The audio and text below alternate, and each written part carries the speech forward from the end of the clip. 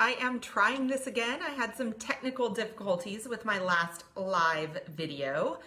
I am Sarah-Nell Walsh, and I am the founder of Wayfinders LLC. I work with ambitious professionals to help them grow their businesses, gain influence, and their desired impact on their families, their organizations, and the world. If you have noticed that I have been absent from Facebook Live over the past 6 weeks or so, you are not mistaken. I took a bit of a sabbatical. You know, the recent police brutality and really highlighting of the of really how racist America is. There's just no better way to say it. And our white supremacy culture just broke my heart. You know, I thought that we were further along than we are, and it really opened my eyes to what has been long simmering and very apparent to our Black folks and colleagues, and caused me to take some time to take a beat, educate myself, and to reflect on the ways that I participate in white supremacist culture and ways that I can stop participating in the white supremacist culture of America. And so that is not the work that I am doing. And one of the reasons that I've been silent is to let the people who are doing that work really have the stage as they need to right now. So if you are looking for some people who are doing this work, doing really great work around anti-racism and providing a lot of resources so that white folks can be great allies and can become anti-racist, feel free to reach out to me. I am happy to share those resources with you, but that is not the work that I do. That is not my zone of genius. So I'm not going to be talking about that, even though it is so critical at this junction in American history. We are really living through our own civil movement. And the best indicator of how you would have participated in the civil rights movement of the past is whether you are participating in the civil rights movement of the present, right? So if you are not currently participating, I invite you to participate.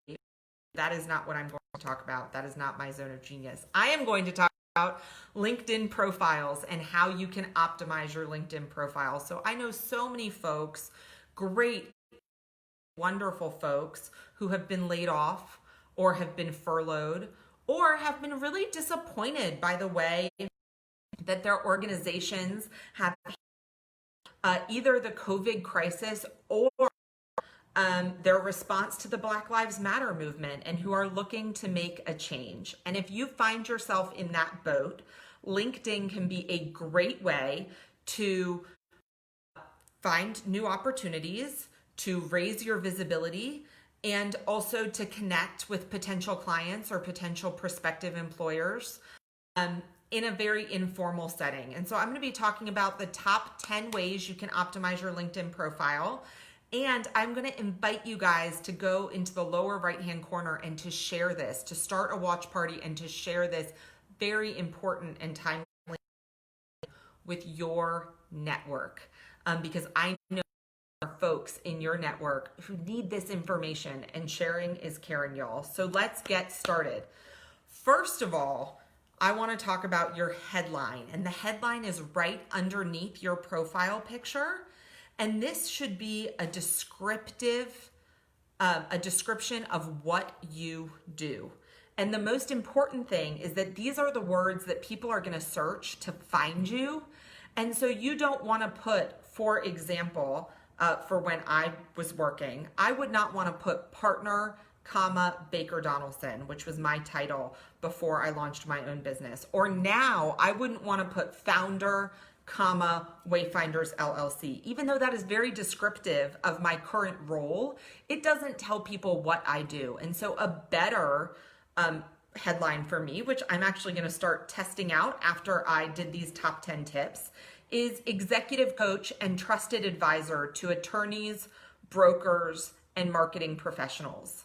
Right? And that if someone was looking for an executive coach and they were either an attorney, a real estate broker, or a marketing professional, they'd be able to find me really quickly. And those are primarily primarily the folks that I am currently working with. So making sure that your headline is descriptive of what you do and contains keywords that people would use to find you. And the key to creating a great headline is to test and iterate. Try something out for a couple weeks, and if you aren't getting any more hits on your profile, try something else out, right? And you can see how many people view your profile every week, and you can really see whether or not your headline is making a difference in terms of people finding you on LinkedIn. My second tip for LinkedIn is have more than 500 connections. First of all, if you are going to do the hard work of optimizing your profile and regularly posting to LinkedIn, you want people to see it. And second of all, it shows you are well connected. And so if you can't think of people to connect with on LinkedIn, start in your current circle, which might be mom friends. It might be parents on your kids' soccer teams, right? It might be current colleagues, and then work out from there all the way back to high school. You'd be amazed at how many people have found jobs through connections that were pretty deep in their network. And also who's reached out to me as a coach. You know, I just had a former law school colleague who I haven't seen in 15 years reach out to me this week to coach her and hire me to be her coach. And she would not have known what I was up to but for LinkedIn. Third of all, make sure that you create a customized URL. This way, if you share your LinkedIn profile with someone, it looks really clean and professional. Fourth, create an eye-catching banner. So some folks don't even know that you can change that graphic that's behind your profile picture. If you haven't changed it, it's likely a light blue color with some white dots that have lines in between them. It almost looks like a constellation, but you can change that and personalize that. And picture there that can spark interest and curiosity in you. So if you are an avid hiker, you put a picture of you hiking, or you might put a picture of one of the mountains that you've climbed. If you have a lake house, you might put a picture of a beautiful sunset over the lake at your lake house. If you're a skier, you might have a picture of snowy mountains. Or you can use it to really kind of stamp you and where you are in time and space with a picture like I have of the profile of the city I live in, which is Atlanta, Georgia. Make sure you have an accurate and professional headshot. You would not believe the number of people that I start working with that either don't have a headshot on LinkedIn or are using their law firm picture that is more than 10 years old. Y'all, you want people not to be disappointed if they meet you for a potential job and you are fully gray-haired, whereas you had brown hair in your profile picture. True story of something that happened to me for someone I was interviewing with when I was looking for my last job. And I thought that they were a much younger person based on their profile picture, and they were far more senior than I thought. So make sure you have an accurate and professional headshot. Sixth, y'all, and I should have started with this because this is really the secret sauce of LinkedIn right here. The About section, which so many people don't have anything in or have just one sentence. This is where LinkedIn gives you a ton. I think it's like 800 characters, or it might be 1,200 characters of space to tell your story. And it is search engine optimized. This is primo, y'all. So make sure that you have a robust and keyword-laden About section. And the formula that I use with my custom coaching clients is really four buckets of information. First, what position do you aspire to? Or what clients do you aspire to serve? So I see right now that one of my favorite real estate agents, Cynthia Bear, is watching. So Cynthia right now, I know, sells houses around the $1 million mark. Well, maybe Cynthia wants to sell houses that are more like $2 million. And so she might put something in her LinkedIn profile that says, elite Atlanta real estate broker working with clients to sell their high-end and luxury homes, right? is the selling more than helping people buy. And so she's saying this aspirationally. 60% of her work might be helping clients buy homes, but she might want 60% of her work to be helping clients sell homes. And that's how you can position yourself with that first statement of making it aspirational. And then the second bucket of information that you want is what you are currently doing. So you are going to paint a picture of your current role and what makes you really great at it. All your strengths, all the value that you bring to the table, any quantifiable metrics. People love quantifiable metrics. So to the extent that you can put quantifiables in there, like if you've been voted a top person in your field, or if you've won awards, or if you have expertise in a particular area, you're going to want to put all of that in that second bucket of information. Third, you're going to want to talk about all the experience you bring to the table. How long have you been in this particular field? Did you do another job in the past that makes you really great at what you're doing right now, right? So you're going to talk about all your experience and all of your expertise that you are bringing to the table in this third bucket, all the value that you have for a potential future role.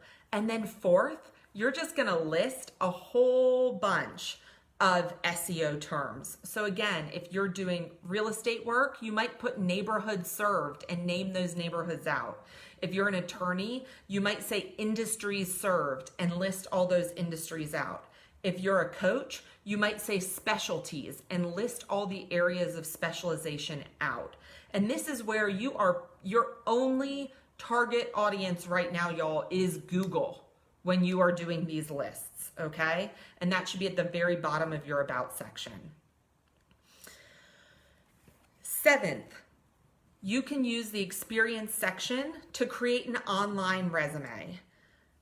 The tricky part here is, and you can really just upload your resume, right? You can upload all those same bullet points from your resume into your online LinkedIn experience section. The tricky part here is I see so many folks who have nothing in the about section and then have this very robust experience section. The experience section on LinkedIn is not SEO optimized. So people cannot search for you. Whatever you put in that experience section, people cannot find you by searching LinkedIn or the internet for those terms. My eighth tip is to ask for recommendations. Ask people to recommend you. Ask people that you've worked with. Ask your clients. People want to see what other people have to say about you and what the experience of working with you is like. So don't be shy about that. LinkedIn makes it super easy to request a recommendation straight through LinkedIn. And you'll see I have like 14, I think, recommendations on LinkedIn, and I just make that part of my file closing process. And I tell clients in our final session that I'm going to be asking them for a recommendation by LinkedIn. This is really great because for me, coaching, even the existence of a coaching relationship is confidential.